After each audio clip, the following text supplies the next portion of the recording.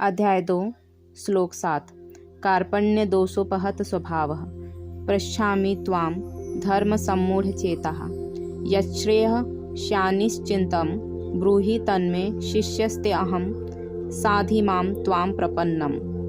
अनुवाद। कायरता के दोष से मेरा स्वभाव दब गया है और मेरा मन धर्म के विषय में अत्यंत भ्रमित हो गया है। इसीलिए मैं आपसे पूछता हूँ, जो मेरे लिए निश्चित रूप से श्रेयस्कर हो वह मुझे स्पष्ट रूप से बताइए। मैं आपका शिष्य हूँ, आपकी शरण में आया हूँ, कृपया मुझे उपदेश दीजिए। व्याख्या। पिछले के सभी श्लोकों से ये बात सामने आती है कि यद्यपि अर्जुन युद्ध नहीं करना चाहते हैं, उन्हें अपने गुरुजनों पूज्यजनों को मारना पाप लगता है और इस पाप से बचने के लिए युद्ध को टालने के सिवाय उन्हें अन्य कोई मार्ग नहीं दिखता। इसीलिए वो हर उस तर्क और प्रश्न को रख रहे हैं जिससे वे अपने युद्ध न करने के इस नियम को सही ठहरा सके। किंतु भगवान के स्पष्ट बातों से अर्जुन को यह अनुभव हो रहा है कि उनका युद्ध न करने का विचार सही नहीं है, क्योंकि भगवान ने स्पष्ट शब्दों में कहा कि तुम्हारे अंदर ये कायरता कहाँ से आई। इस कायरता और तुच्छ हृदय की दुर्बलता को छोड़कर युद्ध के लिए खड़े हो जाओ। इसीलिए अर्जुन धर्म संकट में फंस चुके हैं। एक ओर तो उनकी बुद्धि में छाई मूढ़ता है जो उन्हें युद्ध करने से रोक रही है, और दूसरी तरफ भगवान का आदेश है जो उन्हें युद्ध करके अपने क्षत्रिय धर्म का पालन करने को कहती है। भगवान ने ये भी कहा कि तेरा ये जो आचरण है ये अनार्य जुष्टम है। श्रेष्ठ पुरुष ऐसा आचरण नहीं करते, वो जिससे उनका कल्याण हो सके उसी आचरण को करते हैं। इसीलिए अब अर्जुन स्वीकार कर रहे हैं कि उनके अंदर कायरता रूपी दोष आ चुका है और उनका मन मोह अंधकार से ढक चुका है। इसीलिए अब वो भी श्रेष्ठ पुरुषों जैसा आचरण करना चाहते हैं। इसीलिए वो भगवान से पूछते हैं कि मेरे लिए जो श्रेष्ठ हो और जिससे मेरा कल्याण हो वो बात मुझसे कहिए। अर्जुन के इस स्थिति से हमें ये बात समझ आती है कि जब मनुष्य अपनी वर्तमान स्थिति से असंतुष्ट हो जाए और उस स्थिति में न रह सके तो उसके अंदर अपने असली उद्देश्य की जागृति होती है, जो कि अपना कल्याण करना है।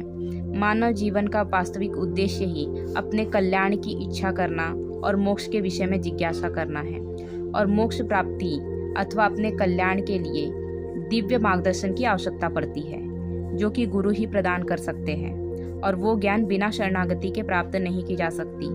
अतः अर्जुन ने ये स्वीकार किया कि उन्हें भी ऐसे गुरु की आवश्यकता है जो उनकी समस्या का समाधान करके उनका कल्याण कर सके। इसीलिए वह भगवान से कहते हैं कि मैं आपका शिष्य हूँ, आपकी शरण में आया हूँ, मुझे शिष्य रूप में स्वीकार करके जो निश्चित ही मेरा कल्याण करने वाला हो वो बात मुझसे कहिए।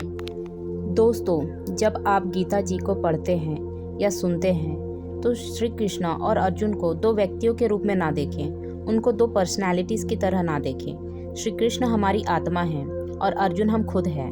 गीता जी सिर्फ एक पुस्तक नहीं है, अपितु एक मार्गदर्शिका है, पथ प्रदर्शिका है। जब भी कभी अर्जुन रूपी कोई जीव पथभ्रष्ट हो जाता है और भ्रमित होकर पतन के मार्ग पर चलने लगता है तो श्री कृष्ण रूपी आत्मा स्वयं प्रकट होकर अर्जुन को उठाती है। हमारी आत्मा ज्ञान स्वरूप है, माया से परे है, सदा निर्लिप्त अथवा पूर्ण है, सच्चिदानंद स्वरूप है। अर्जुन ये दर्शाते हैं कि हमें अपनी आत्मा के सन्मुख होना है। श्री कृष्ण जो कि हमारी आत्मा है, उनके शरणागति होकर उनको अपना समर्पण करना है, और जब अर्जुन अपना समर्पण श्री कृष्ण को करते हैं तो श्री कृष्ण अर्जुन का सारा भार संभाल लेते हैं।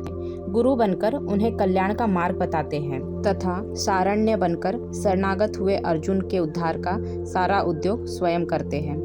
इसीलिए अर्जुन की तरह हमें भी अहंकार के आश्रित न होकर अपनी आत्मा के अर्थात श्री कृष्ण के आश्रित होना है। दोस्तों, आपको गीता जी का कौन सा श्लोक याद है आप कमेंट में लिखिए। वीडियो को लाइक कीजिए, चैनल को सब्सक्राइब कीजिए ऐसे ही गीता के और श्लोक देखने के लिए। जय श्री कृष्ण।